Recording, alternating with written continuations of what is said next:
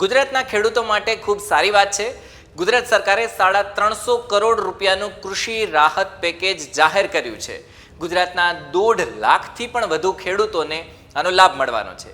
બિનપિયત પાકમાં 33%થી વધુ જો કદાચ નુકસાન થયું હોય તો હેક્ટર દીઠ 11,000 રૂપિયા મળવાના છે. પિયત પાકમાં પણ 11,000 રૂપિયા મળવાના છે હેક્ટરે, અને બાગાયતી પાકની વાત કરીએ તો 11,250 રૂપિયા મળવાના છે.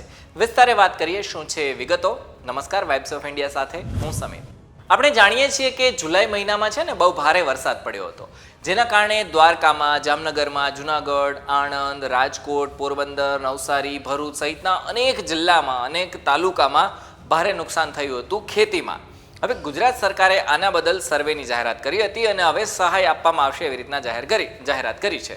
હવે 350 કરોડ રૂપિયાની જાહેરાત કરી દેવામાં આવી છે. આ રાહતમાં મળવાના છે. પિયત પાકની વાત કરીએ તો 33%થી વધારે જો તમારા ખેતરમાં નુકસાન થયું હોય તો 2 હેક્ટર માટે જ ખાલી પાકનું નુકસાની વળતર છે એ મળવાનું છે. એટલે પિયત પાકમાં 22,000 રૂપિયા મળી શકે છે વધારેમાં વધારે, કારણ કે 2 જ હેક્ટર છે.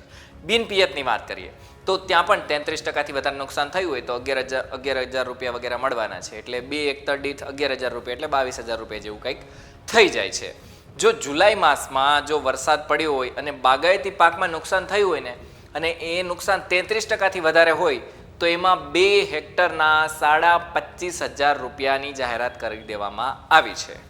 હવે સૌથી મહત્વની વાત કે સહાય કે અરજી કેવી રીતના કરવી, તો વહીવટીતંત્ર ગામની યાદી આપશે. જે ખેડૂતોને નુકસાન થયું હોય ને એમને ગામડાનું ગ્રામ સેન્ટર હોય ત્યાં જઈ અને ડિજિટલ ગુજરાત પોર્ટલ ઉપર અરજી કરવાની છે.